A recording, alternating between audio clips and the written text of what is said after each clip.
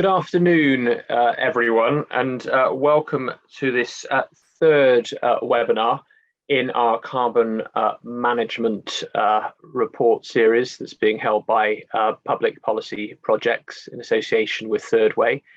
My name is Chris Skidmore. You're not going to be able to see me at the moment, unfortunately, because I'm having a bit of difficulty getting my video working, but I'm here both as a former UK Energy Minister, but also as Research Director for Public Policy Projects. And I'm delighted to be co-chairing this Carbon Management Commission report with Professor John Gibbons and Professor Niall McDowell, who will be joining this call, along with our commissioners who form the carbon management report process.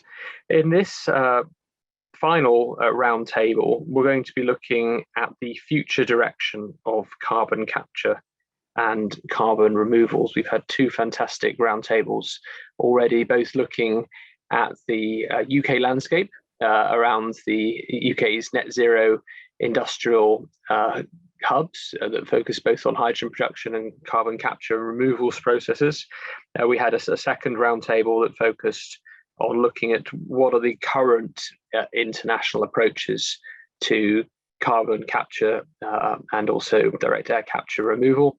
And we had some great representatives both from the United States, from the EU and from South Korea. Today, I'm delighted to be joined by three speakers who will be in turn talking about their priorities, not only for their organizations, but also more widely for the future of the CCS industry, to understand what is needed to scale up, to adapt, and to be able to meet some of those global goals that have been set by the UN ICC in its latest report that's demonstrated in order to hit net zero by 2050, we will need to make use of and quite extensive use of carbon capture removal mechanisms if we're going to be able to keep on that pathway to 1.5 degrees for the future.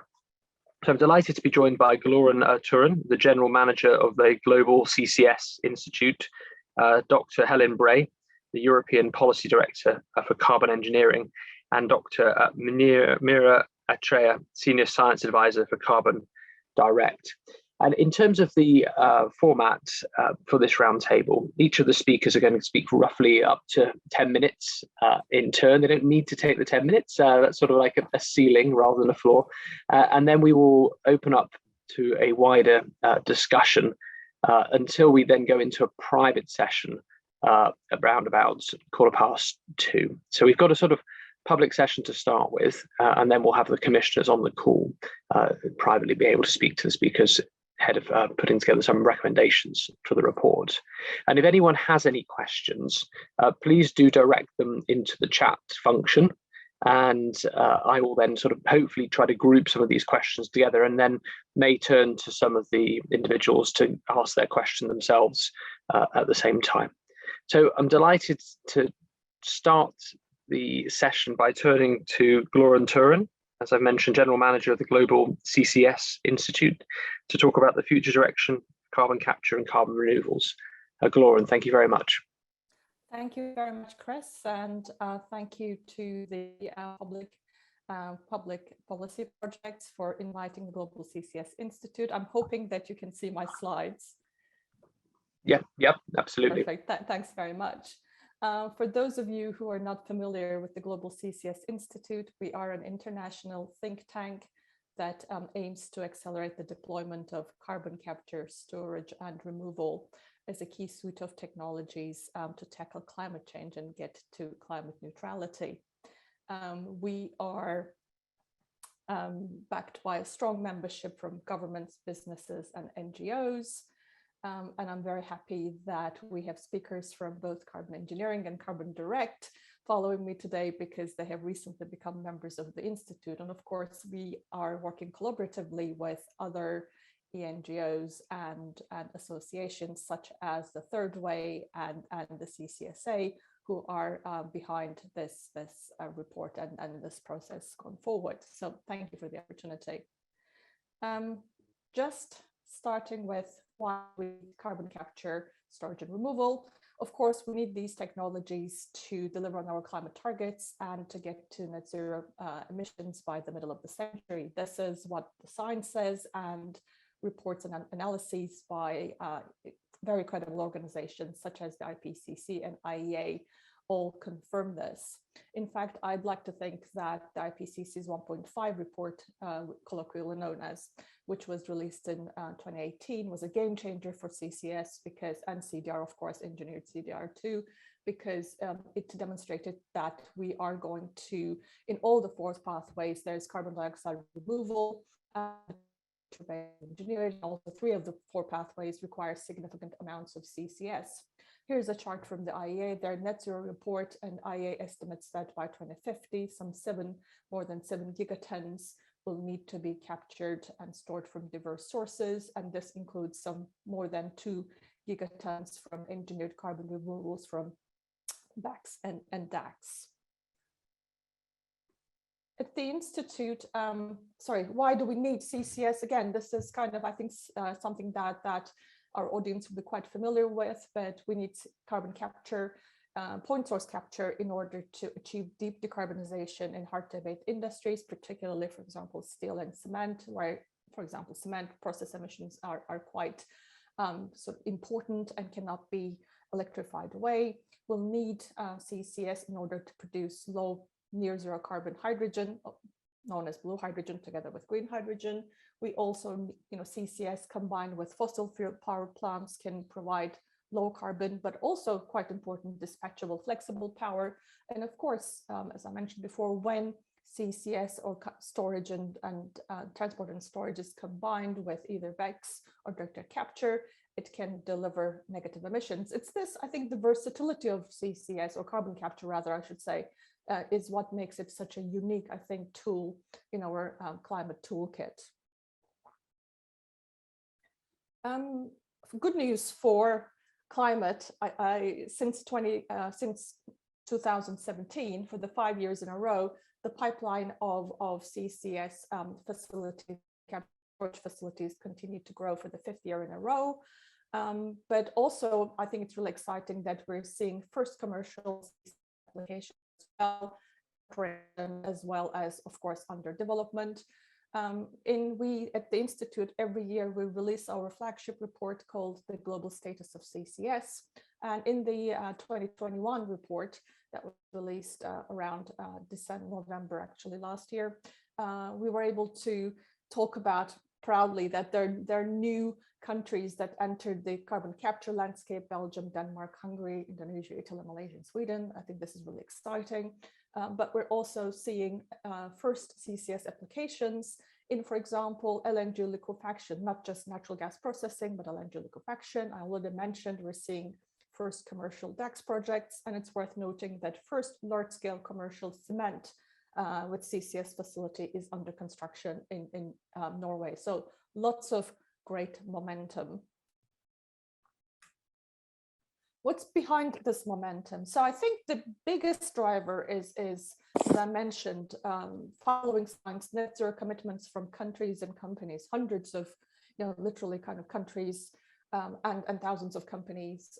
When I say hundreds of countries, obviously, sort of, I think the number is 100 something above, but they have made net zero commitments, and which has led to basically a strengthening policy support for CCS, different policies around the world, but broadly speaking, strengthening policy environment, which has led to the private sector stepping up through forming, for example, strategic partnerships. There are more innovative business models emerging, networks, or otherwise known as hub and clusters, and engineered CDR and blue hydrogen are also emerging as strong business drivers for enhancing uptake of carbon capture, storage, and removals. In the previous slide, I mentioned innovative business models. Of course, what used to be in the past, a decade ago, CCS was, particularly this is relevant for CCS, was sort of conceived as a single source to single sink model, as shown in the lower right-hand side of the chart. But now we're looking at and having much more uptake of CCS hub and clusters, which are basically multiple point sources of CO2, but also we're having direct air capture and storage facilities here as well, connected to a a common and shared CO2 transport and storage network, as one can see in the upper right-hand side. And this is really important because it basically means that across the value chain, there's shared risk. These hub and clusters enable economies of scale for the infrastructure to be scaled up, therefore leading to reduced unit cost. They enable many types of emitters to decarbonize. And of course, as we're seeing in the UK, for example, in Teesside or Humber, this is really important for regional industrial decarbonization and regional economic development. And we believe that this framework will lead to overall reduced timeframes for carbon capture, storage, and removal deployment around the world. This is a little bit of a complicated looking slide. It basically shows existing and some of the CCS facilities that are under development. On the x-axis, there is the historic perspective years, and on the y-axis, there are the different applications of CCS, and happy to say also direct air capture. And I think one of the earliest things to sort of point out is sometimes people sort of say CCS is not proven. Well, you can see that it's been around since the 1970s, but earlier on, some of the big red dots are in some of the simpler point source applications of CCS, such as gas processing, ethanol, and chemicals production. But as we go forward in time, we can see that the versatility of CCS is much more in display, with more and different sectors being kind of coming into play and facilities being developed, such as in cement I mentioned, but power generation, of course, bioenergy with carbon capture and storage, and direct capture as well. And we expect to see this versatility and the diversity to grow over the coming years. Despite, I mentioned that the pipeline has been growing significantly since 2017, but we need to sort of be open and clear and say more is required and more is required urgently. CCS and engineered CDR capacity operating today is around sort of 40 million tons of capture and storage capacity. We need to get to, as I mentioned, even for IEA's or IPCC's numbers, to gigatons, multiple gigatons by middle of the century. We estimate at the Institute that capital investment of more than $1 trillion will be required over the next 30 years. And we see this happening through public-private partnerships, but mainly industry to build, own, and operate CCS facilities at scale, and the finance sector to include CCS in their green taxonomies, in their project finance packages, but first and foremost of governments to establish supportive, appropriate policies and regulation to make this all come together. And stronger policy coupled with strong action by 2030 is crucial. In some ways, I think 2030 has become the new 2050. And last but not least, what is needed to make this happen? Here is a sort of list of a high-level list of some recommendations, which we think are really important. I think defining the role of carbon capture, storage, and carbon dioxide removal in meeting national climate strategies. This should be made explicit, and the targets ideally should be set and communicated. CCS and CDR both require CO2 storage, so creating a long-term high value on the storage of CO2, plus facilitating the development of geological storage resources is going to be key. There needs to be some specific CCS laws and regulations that will enable transport of CO2, for example, between countries. Governments can have a major role to identifying opportunities for CCS networks and facilitate their establishment, such as BEIS is doing in the UK as we speak. And of course, last but not least, providing capital grants, low-cost finance, etc., is likely to reduce initial sort of perceived risk by the investors and may lead to a kickstart of both CCS and CDR investments. And I'm happy to say that all of these are happening to some degree, but coming to my point from the previous slide, 2030 is the new 2050, and we need to act with, I think, a lot more urgency. With that, I'd like to conclude my remarks. Thank you so much, Gloran, for that overview and putting those slides together. Really interesting to see what is on the horizon in terms of future projects and development there.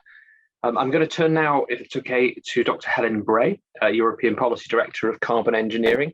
Helen, you've got 10 minutes, and thanks very much for loading up your slideshow, which we can now all see. I'll hand over to you. Thank you. Okay, thanks, Chris. Can you hear me okay? Yes, that's great. Great. Hi, I'm Helen from Carbon Engineering. Thank you for inviting me to join this session on carbon management. I was going to start with why carbon removal and why now. I think Gloran's covered most of that, so I'll go very quickly through that. Then I'll share, what is carbon engineering, and then I'll finish with, what are the high-level policy asks that we need to create the business case for investment. So, as we've heard already, why carbon removal, why now? I mean, I think we can all see in the graph on the left-hand side the amount of interest. These are countries with pledges for net zero emissions and the share of emissions covered. And I first started working on net zero in 2018. I was working in the European Union, and they first started to consult on their greenhouse gas emissions reduction target for 2050. It was originally an 80% versus 1990 reduction target. And it wasn't until they issued a document in November 2018 where they had 2 climate neutrality scenarios.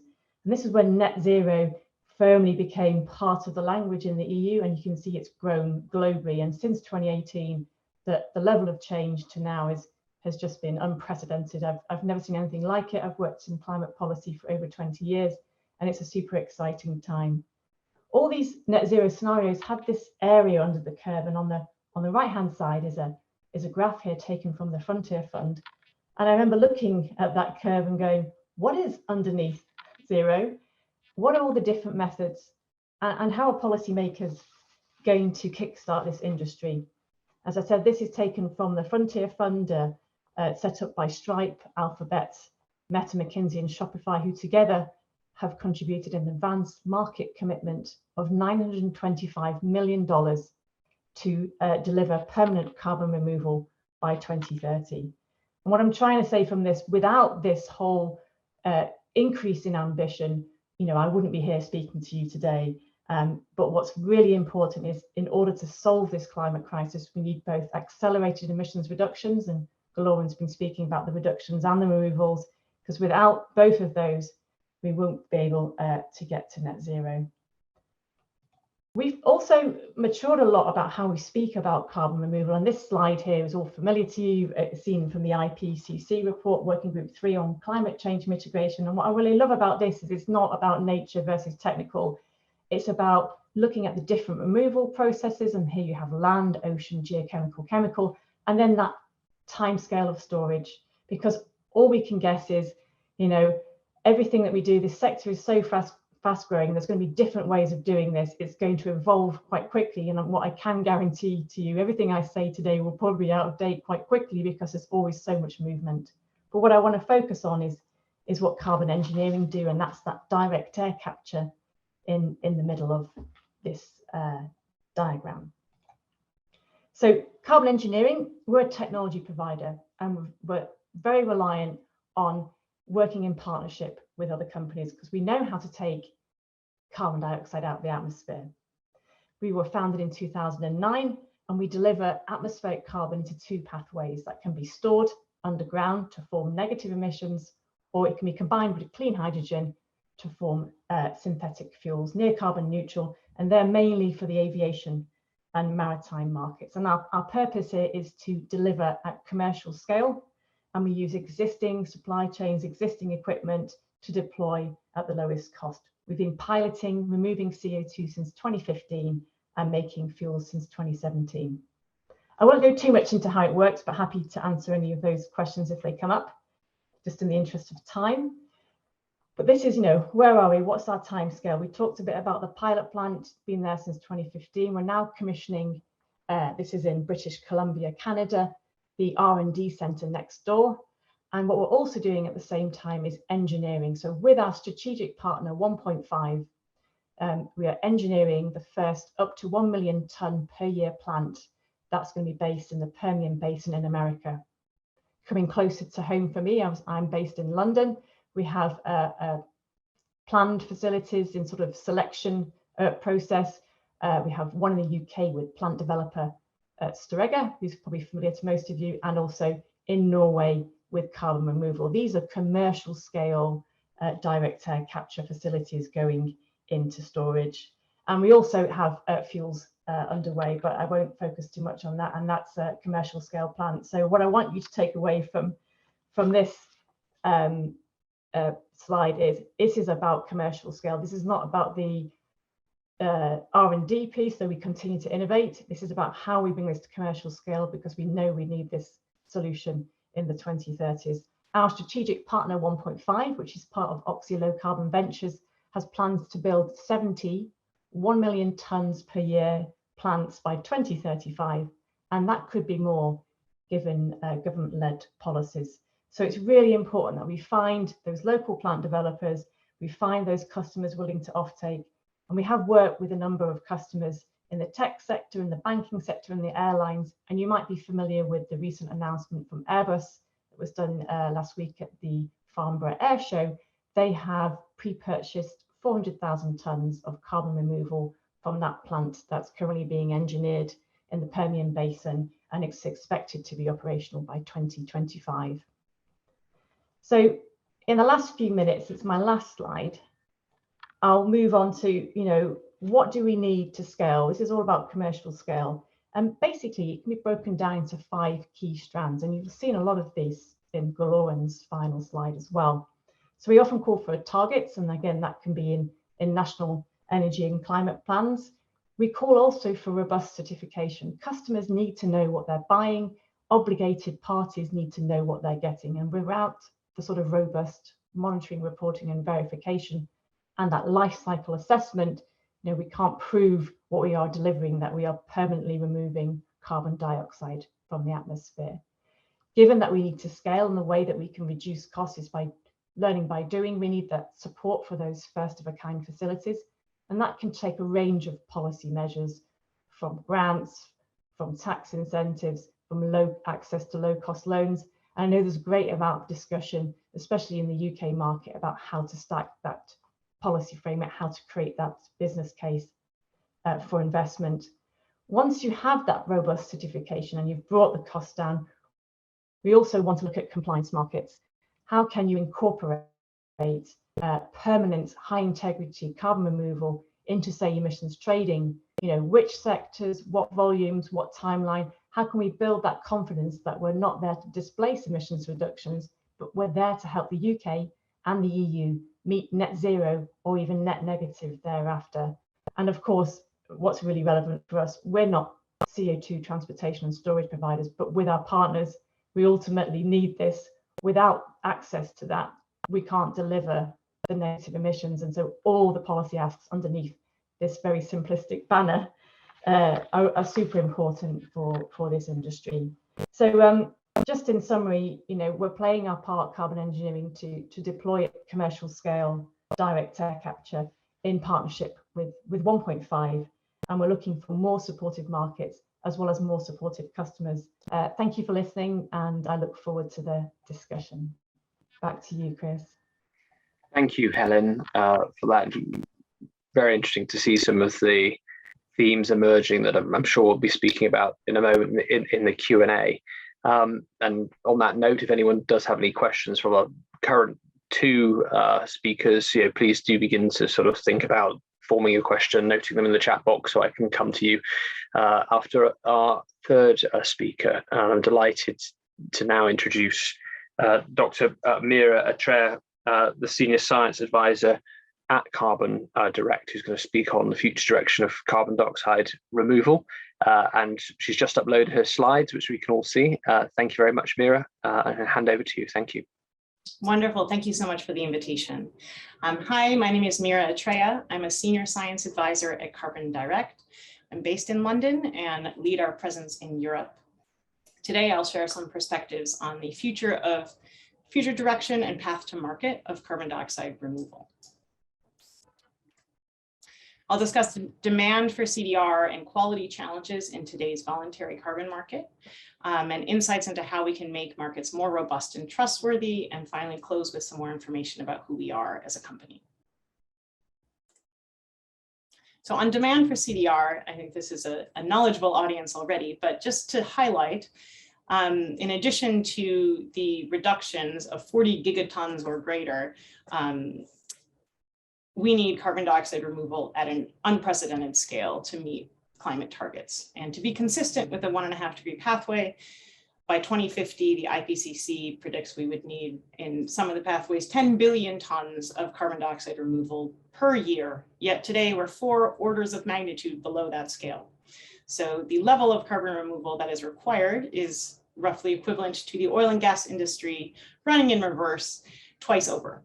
And getting there is going to require growth. If it were a linear trajectory of 34% growth every year for the next 3 decades. And again, this has to be in addition to reductions. So if we fail at any greenhouse gas abatement, even more CDR will be required. So just setting the scene for where we need to go. It's a steep curve. As demand for carbon credits in the voluntary carbon market is growing, this is growing very quickly as companies set net zero targets and are thinking about ways to meet them. But today there are many challenges to meeting this demand in a high integrity way.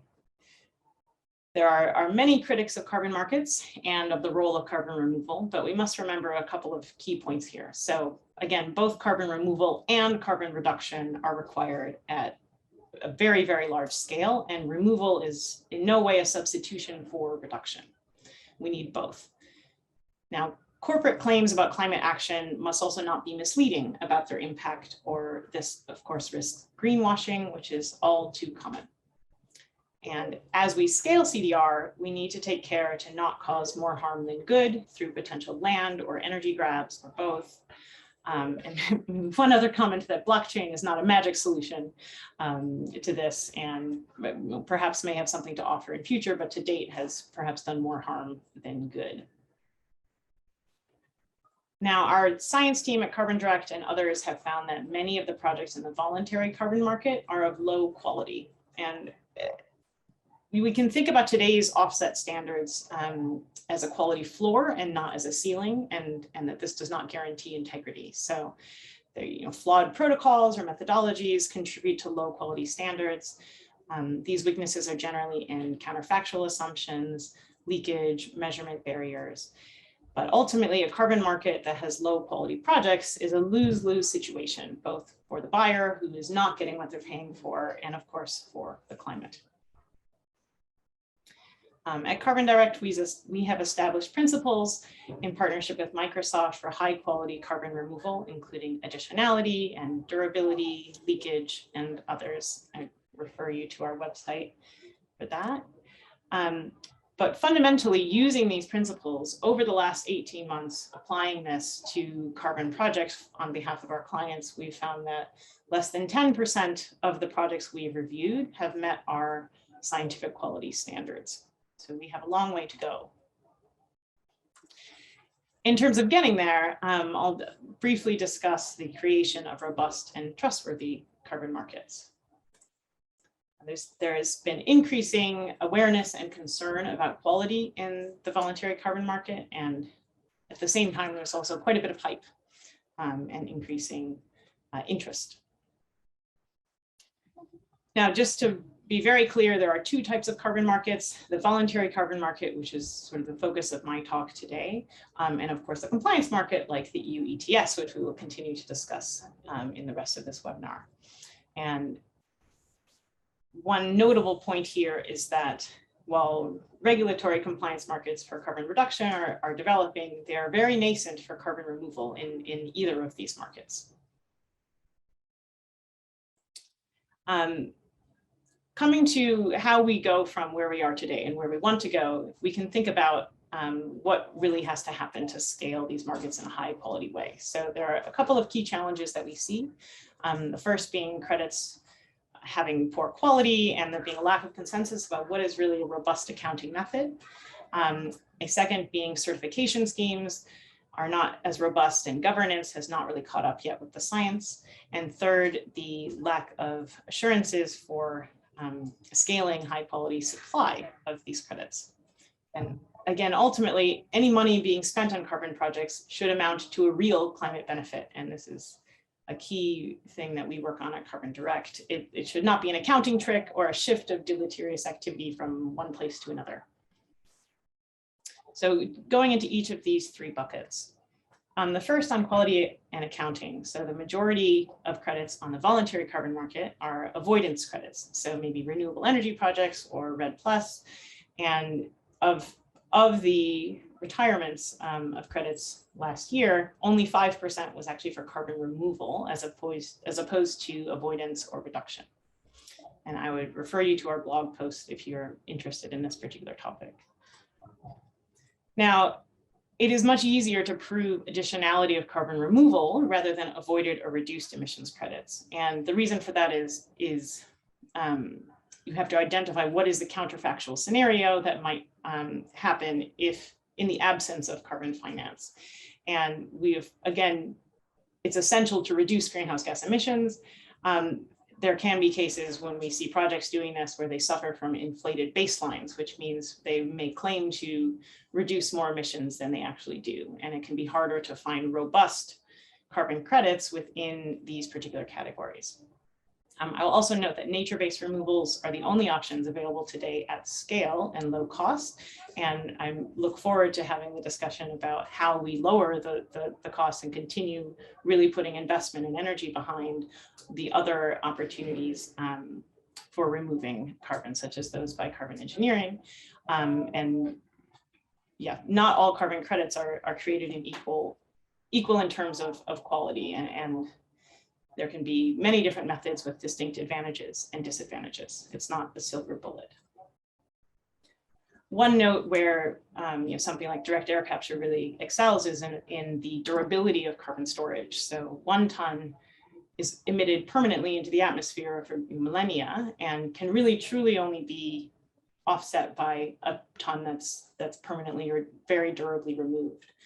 However, the solutions that are currently on the carbon market differ, of course, in permanence, with those in the biosphere being less than 100 years, in some cases much less than that, in some cases more, and others where we have geological storage, persisting for thousands of years. So it's an issue where we haven't, the market hasn't agreed a system for accounting for these differences in durability of carbon storage. At Carbon Direct, we proposed, we wrote an article on different ways to think about this. So horizontal stacking is one way, and what I mean by that is purchasing a carbon credit that perhaps has a very robust timeline of storing carbon, that when that timeline ends, then there's a contractual obligation to replace that with something else. So it's horizontal over time, stacking up different carbon credits. But of course, there's then a governance issue with how do you ensure that renewal?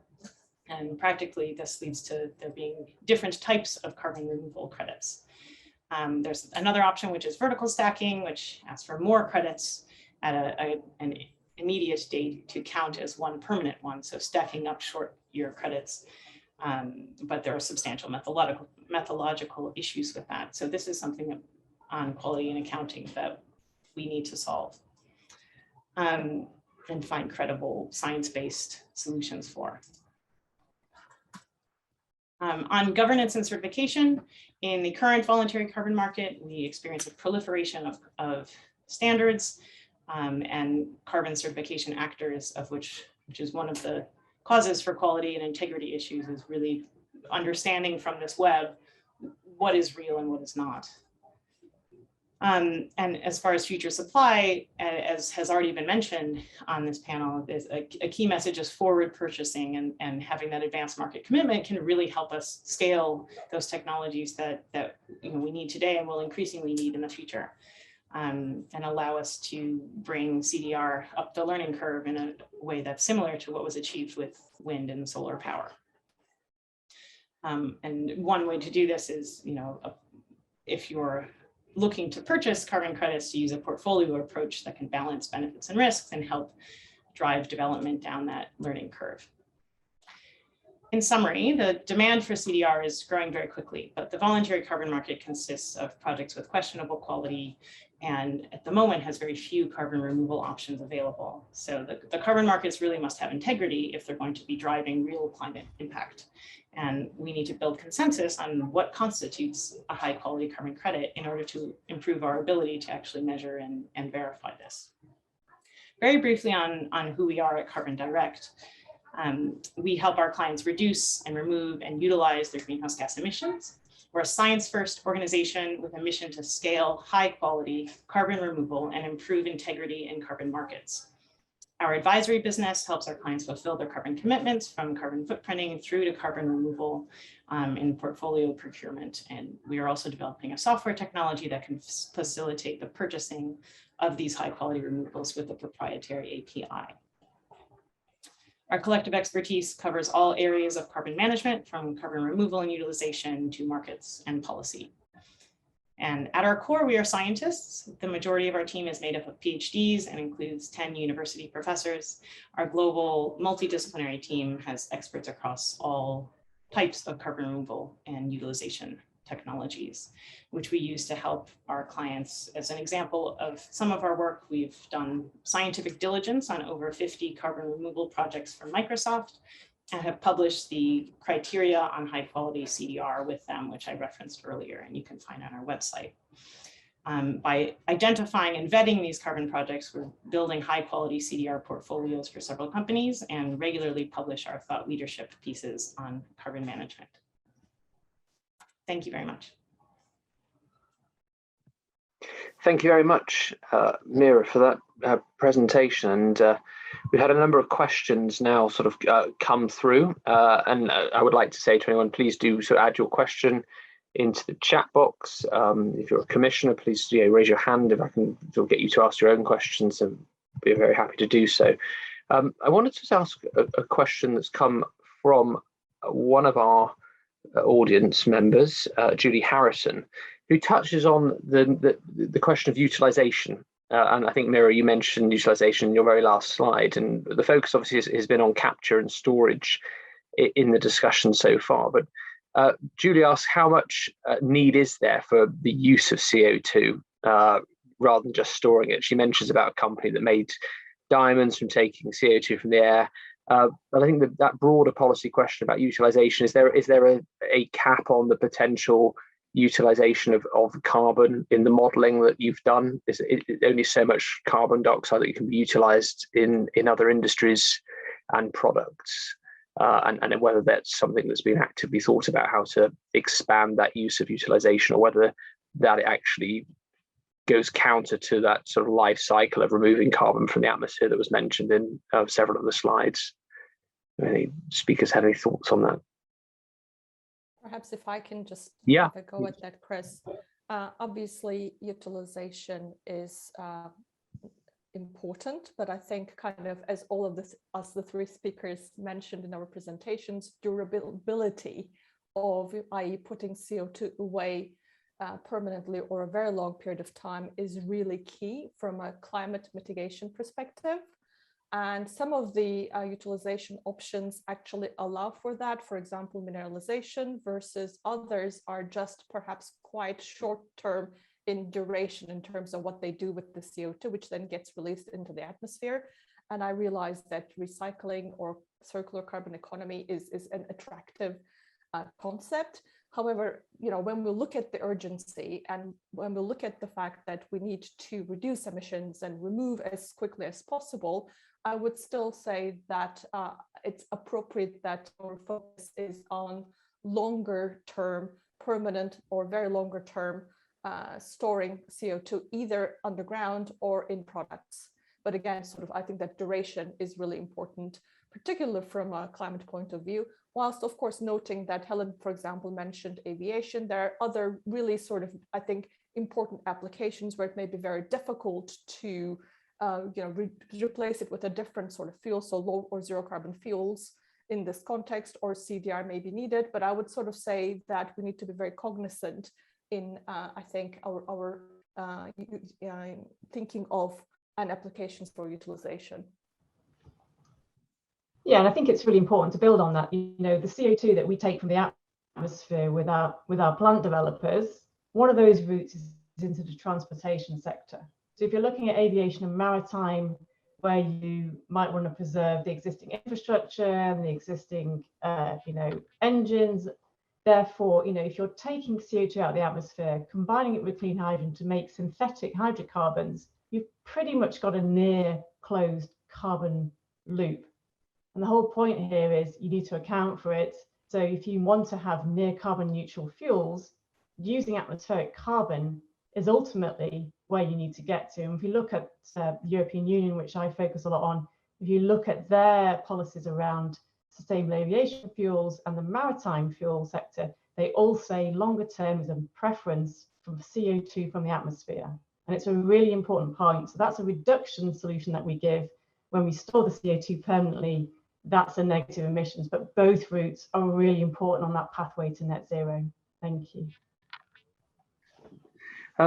Maybe if I could bring in Niall McDowell, who's got his hand up. Niall's one of our co-chairs for the report and Professor of Systems Engineering at Imperial College. So Niall, over to you, please. Thank you, Chris. So this is a question, I guess, for everybody, but in principle, maybe a little bit more toward Goloran. So I think both Mira and Helen mentioned, this advanced market commitment of, I think, $925 million, which, sounds like a lot of money, but when you contrast that to the $1 trillion level that you were referring to, is that an issue? Do we need to be worried about just the sheer difference in magnitude of what's needed and what's sort of currently on the table? I think we definitely should. And I think there are sort of different elements to this. There's the voluntary markets. Of course, the compliance markets are much bigger. And again, kind of like we need to think about how CCS and CDR plays into the compliance markets around the world. But also, I think it's not just a markets issue either. Particularly as we're scaling up, there needs to be policies in place in order to create the business case, because without the policies in place, private sector finance is unlikely to come. When we look at existing CCS projects in particular, they've been predominantly financed based on either balance sheet or with some grants from governments. I think as we go forward, clearly we need to kind of come to a place where these projects will be able to stand on their own going forward, where they'll be able to attract investment from either commercial banks or through kind of various different instruments such as sort of bonds, transition bonds, et cetera, et cetera. So I would sort of say there's a sort of seems to be a big gap between kind of the size of the carbon markets, particularly voluntary carbon markets, which can be a component, but by itself alone, I should say, that will not be, I think, enough to circle that sort of equation. Thank you, Laura. If I may add on to those great points, I very much agree that the voluntary markets are a good way to get things going, but are always a small fraction of actual markets. Fair trade is an example, and the ultimately what we need here is to move CDR in towards the compliance market, and that's the way that we're going to need to scale this. So including both. It's fantastic that our corporate partners are stepping up for early purchases, and that's really important and can help the market innovate. But for the scale that we need, we absolutely need government through a combination of compliance markets and subsidy mechanisms. Thank you very much. I'm going to bring now Jonathan Gibbons, who's our other co-chair for this report. Jonathan's Professor of Carbon Capture Removal at the University of Sheffield. He's put his question in the chat box, but Jonathan, would you like to ask it in person, please? Yes, thanks. So the question, I guess, for all the speakers is why should recapture of CO2 using carbon dioxide removal with permanent storage be limited in any way if it's the cheapest way of decarbonising an activity, or if it just is seen as the best value for money for the people who want to pay to decarbonise an activity they're doing? It seems to be inconsistent with the way we use conventional CCS, where there's no particular limit anymore, and indeed inconsistent with the way that direct air capture is being proposed to being used for making synthetic fuels. Nobody's saying you know there's any limit on the amount of DAC you could do to make synthetic fuels, and obviously using DAC with permanent storage with a conventional fuel source gets exactly the same result. There's exactly the same amount of DAC. I mean, there's another example, blue hydrogen. If you do go down that route, you've got to store 50% extra CO2 to make up for the extra hydrogen use. And you've got to pay certainly in excess of £200 a tonne more at high gas prices. So it just seems inconsistent to not just treat carbon dioxide removal with permanent storage as just another form of carbon capture and storage.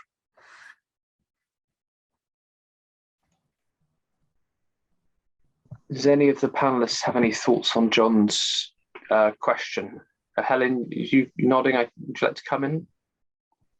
Yeah, I think that the question started off with why don't, what's the constraint on direct air capture? And I think it comes back to the policy framework you're working under. And policy frameworks are often designed to meet a number of targets. So they'll have targets for renewable energy, they'll have targets for greenhouse gas emissions reductions, they'll have targets for energy efficiency.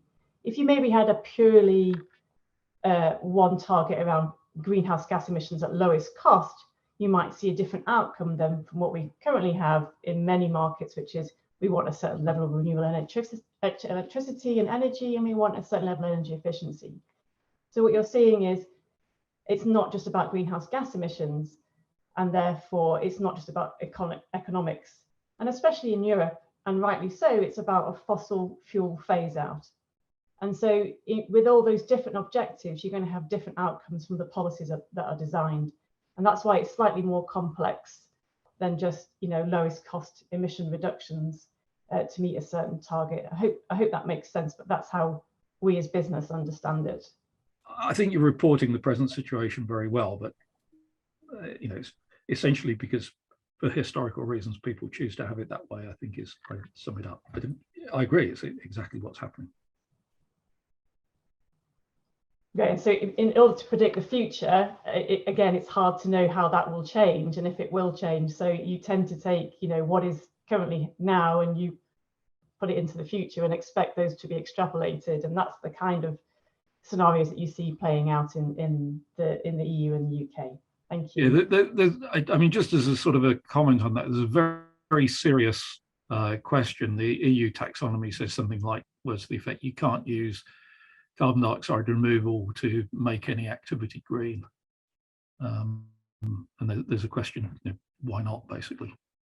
But for the reasons that you stated. But anyway, I mean, it is interesting, isn't it, that we tell people they'll have to use carbon dioxide removal to make things net zero, but we won't let them use it optionally. It's very interesting. There's not many other things we impose that sort of condition on people.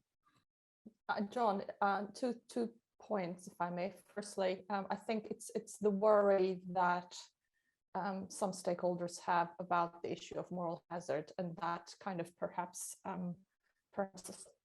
almost in an artificial way. Obviously, we need to, and I think you heard from both Helen, Mira, and myself, kind of mitigation is really key. Urgently, we need to do it now, but I think there's a worry that. Obviously, we need to invest in both today, both CDR and CCS. But I think that worry about sort of moral hazard is perhaps leading to sort of thinking about sort of CDR, engineered CDR in a different way. But if one looks at, I was just going to say, I think tomorrow or the day after, we're from the Institute, we're about to release a report on economics of tax and sort of looking at a number of different scenarios in terms of how that may evolve. And I think you may find some interesting outcomes kind of based on sort of in response to and in line with the comments that you've made. So just a little bit of a plug for a report that we're going to release on economics of tax later this week. Looking forward to it. If I may, go ahead. Sorry, Mary. Yeah, please come through and then go on to the next question. Thank you. Okay, very briefly, I think one perhaps tangential point is that it is important that we invest in technological CDR that currently has a higher cost point so that we can get it down that learning curve and therefore have the scale that's required. So completely agree. and understand the economic point of what is the most affordable, I think it's important that in some fashion, through either advanced market commitments and or a combination of government action, that we find a way of funneling investment into these technologies so that we can get them down that cost curve too. Thank you very much. I've got a question that's come in quite a bit earlier on from Nick Renard, who said that he rarely sees any articles or discussions on CCS-based voluntary carbon credits. Do you see a big market for those, for example, power generation with CCS or cement and steel with CCS? And if so, is there any sort of remarks you might make on what that currently is trading at?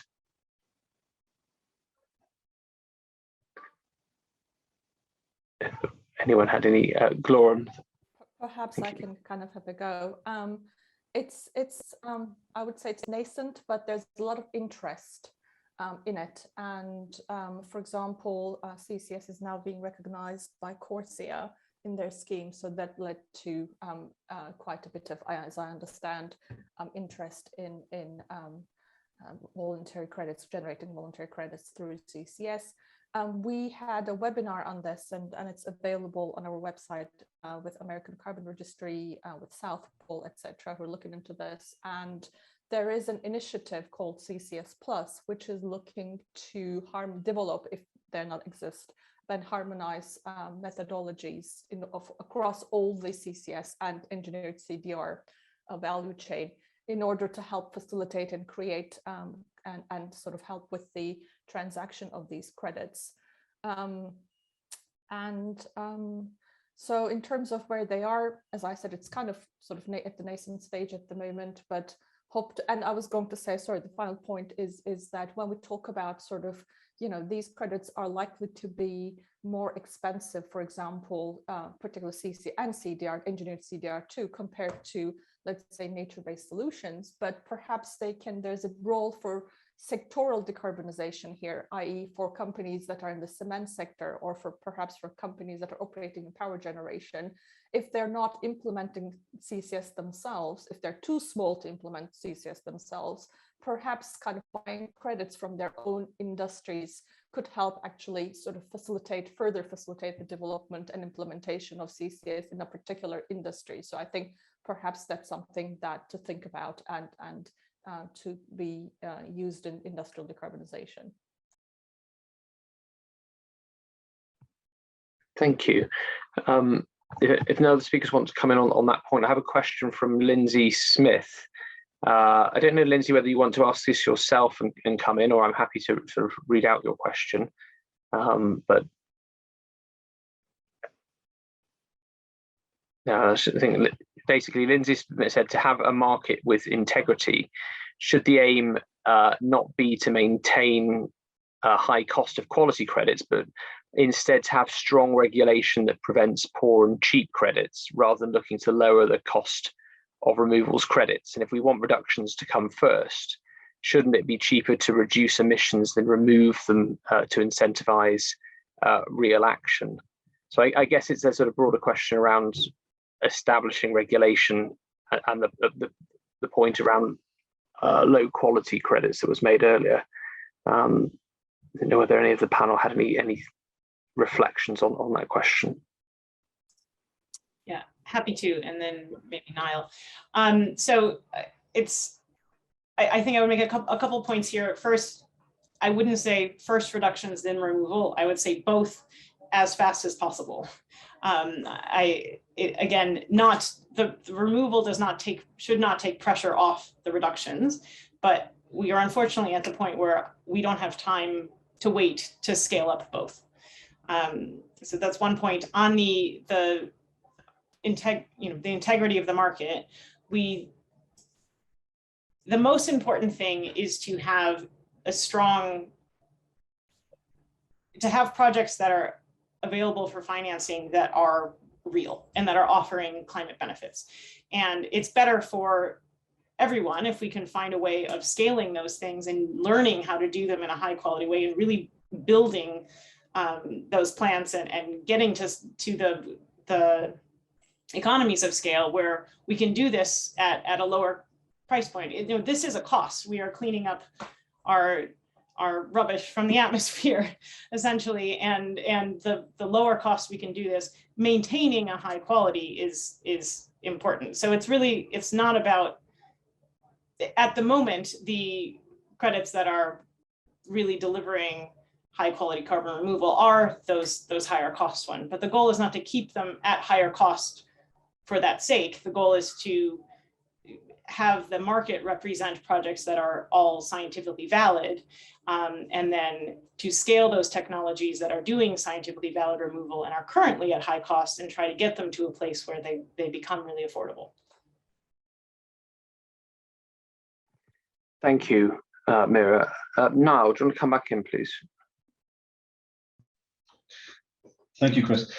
Just to kind of build on what Mira said, and I pretty much agree with everything, but just as a statement, I guess, I think that this question of moral hazard, I think that this is really a myth, right?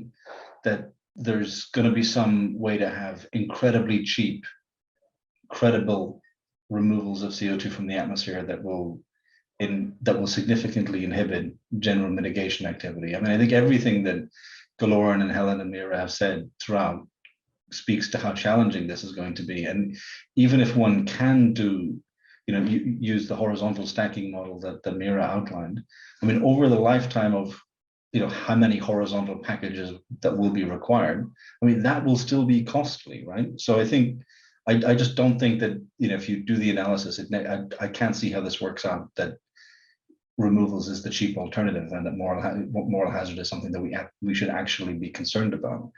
But at the same time, it's incumbent upon everyone, and just from a very realpolitik perspective, we're seeing it right now, that ensuring that the cost of access to energy services and so on is affordable.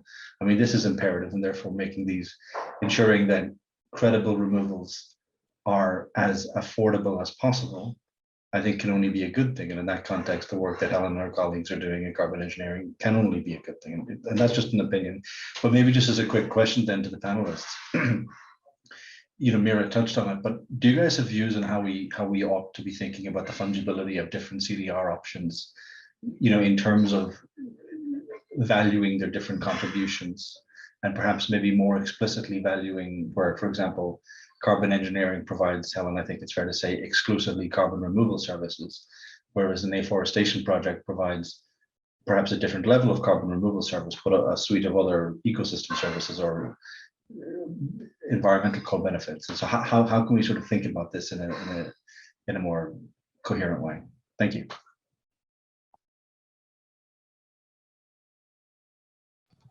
Who would like to take that question from the panel?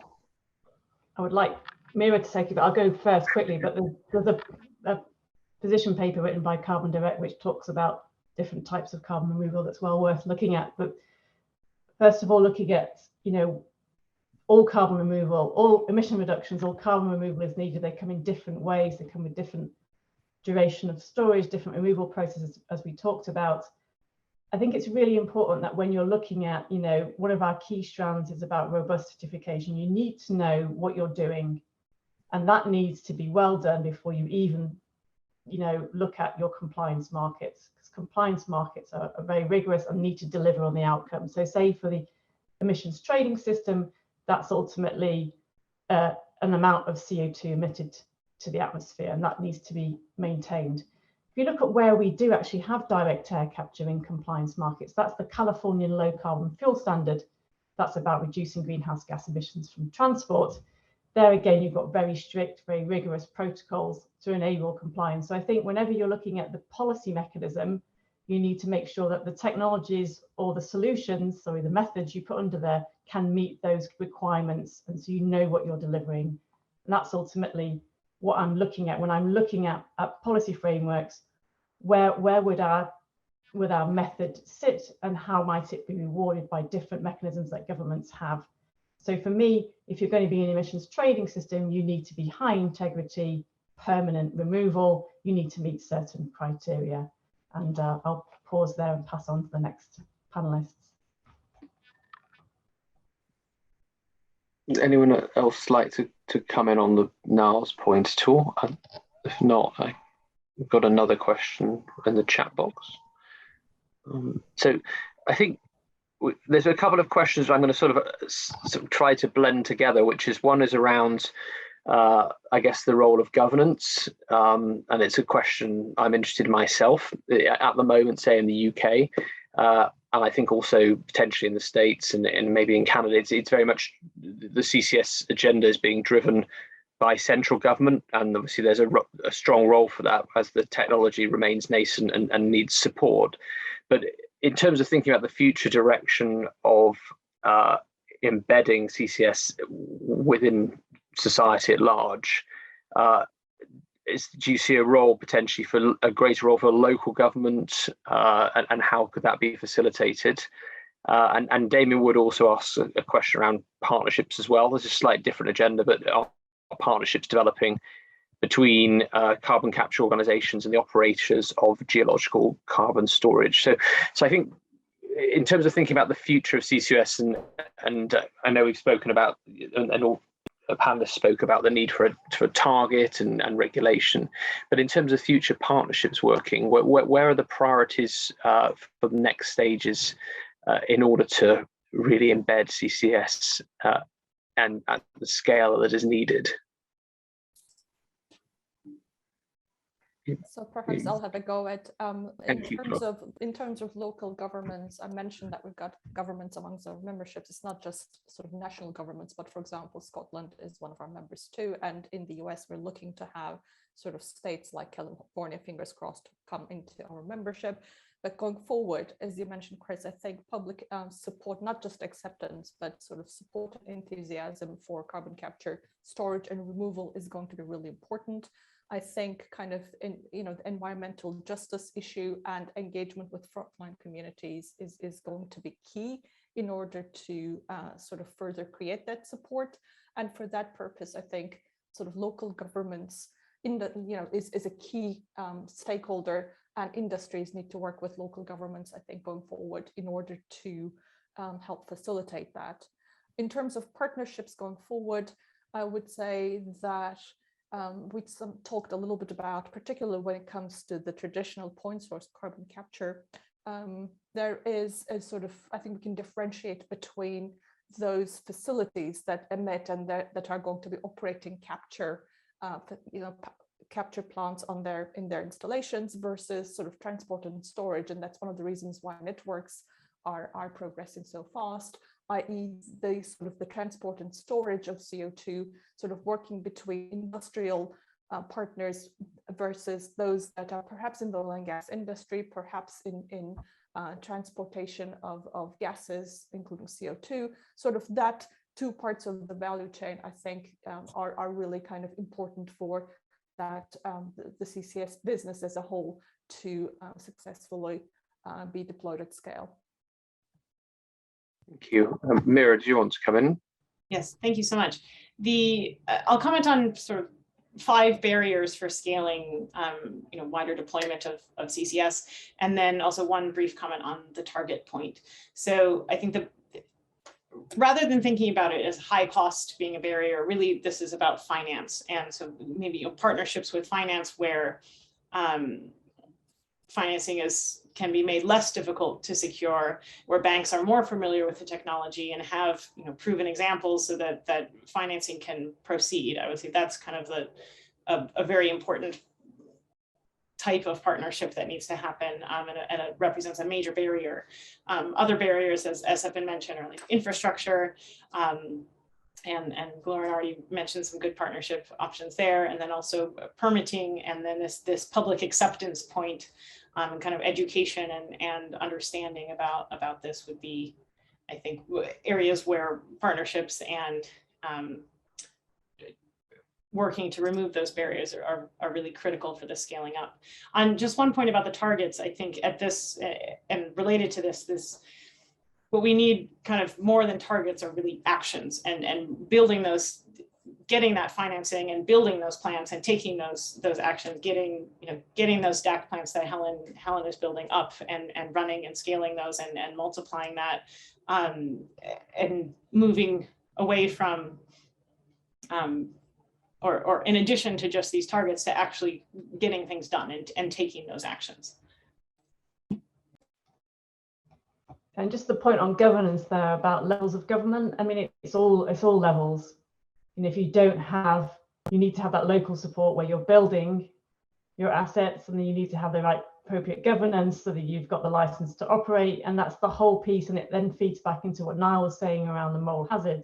And at the moment, it all feels like it's massively difficult, because every time you talk about, technological removals, you have to say it's all about emissions reductions, it's about reductions and removals. And by the time you talk about what you need, I think we've already quite a long way into a conversation. And that's important. That license to operate is so important, and building that foundation around it is what we need to do. But also at the same time, we need to make sure in parallel we're thinking through. So if we did have that license to operate, what would we do around compliance markets? Which sectors, what timing, how much? But at the moment, it's very much, we're doing everything one step at a time, right? We'll certify you first, and then we might think about it. And my call to policymakers and to NGOs is to say, well, can we discuss it now? Because we know we're going to need to tackle this issue, and we know it's very difficult. So what is it that we need to understand so that we can enable a more fruitful, open conversation, rather than we don't want you, we just want emission reductions? And it is a very emotional and very difficult space. I feel we're in a bit of what we call a narrative groove. We keep having the same conversation. I'm looking for help for how we progress and get out of that, so we can get to the next level of understanding the role of carbon removal to get us to net zero. Thank you. Could I ask a question around potential incentivization, because we've spoken obviously around the future carbon markets and this current state of the voluntary carbon market, and potentially where that might go in order to engineer a wider acceptance internationally, with better regulation and better long-term standards that might be set. But in terms of then the role that government can play in helping provide that £1 trillion capital investment that Gloria mentioned in her slides, how much of that should be provided by the state, and how can we crowd in an additional private investment, patient capital investment for the future? And I guess the question I wanted to ask really was around tax incentivization for CCS projects. At the moment, obviously, in the UK, we've got these quite sort of tightly structured rounds of competitions, which from conversations I've had with other international CCS companies, almost act as a hindrance to investment. And actually, would it be better to try to create tax break mechanisms that are simpler for organizations to then look to invest in projects in various countries? So again, I'll just sort of kick this off, if I may.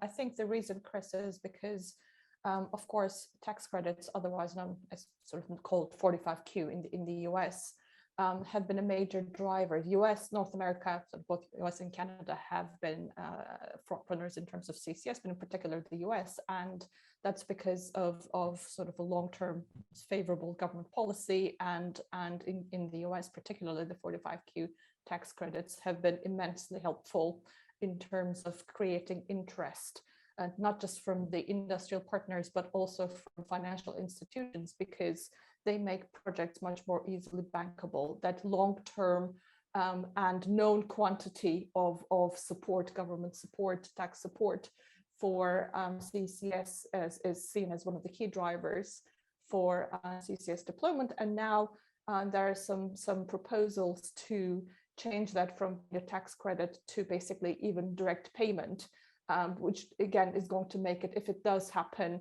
obviously there have been a few attempts, but that has not passed yet. But if that does happen, I think it will be even more a level of kind of adding to that momentum. Having said that, I think we do see different policies across kind of different countries. So I don't think that it's not necessarily one size fits all, and tax credits have been successful in the US because there's a history of, again, tax credits for wind and renewables, etc. versus, for example, there have been different mechanisms here in the US, or sorry, in the UK or in Europe. But it's worth, as you said, it's worth mentioning that US has been so successful because tax credits are seen as easier to comprehend, perhaps easier to account for, and perhaps in some ways more bankable. But again, I would like to stress that it's within that sort of US context as well. Yeah, and building on that US context, if I can give 2 examples, what we're seeing for direct air capture. So there's $3.5 billion available through tax credits over the next 5 years for what they call DAC hubs, and there'll be 4 more DAC hubs identified. I think it's important to put the quant on it. There are also policy ideas around direct government procurement of carbon removal as well. And then moving to Canada, which is our heartland, which is our home country, there's a 60% tax credit for spending on DACS facilities, and a DACS protocol, direct air capture storage protocol, in development as a compliant pathway to their national carbon pricing system. So it's super exciting what's happening in North America, and I would ask the PPP to look at globally at what's happening around the carbon removal ecosphere, how governments are looking to incentivize. Every jurisdiction will be different, and that's fine, but the clearer and the simpler you can make it for business, the better it is for us to form partnerships, and that's really, really important. And I think that global looking around what all the movement that's happening is super exciting. And then we've talked a bit about voluntary markets, which are important as first enablers, so that both the compliance markets and the voluntary markets to scale now is what we need to be able to reduce costs and deliver commercially in the 2030s. Thank you. I'll spend 30 seconds just underlining that I very much agree with what Galoran and Helen said, and the market aligning policies that pay for CCS and CDR, like 45Q, we need that and bigger, with clear incentives for managing CO2, so that we can go build things and take that action. Well, thank you to all our panelists for speaking in this public session.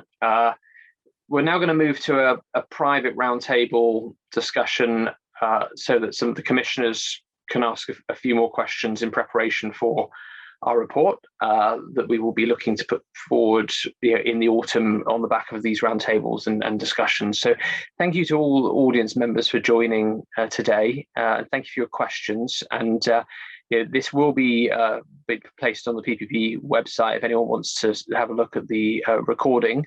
You're welcome to do so, and we hope that you'll be able to join us with some of our future webinars that will be taking place in the autumn. Also, we're continuing our work on the environment and climate change ahead of COP27. But thank you again, and we're going to move now, I think, to the private roundtable. So panelists, please do hold on. You'll be moved over automatically along with our commissioners. Thank you very much, everyone, and good afternoon.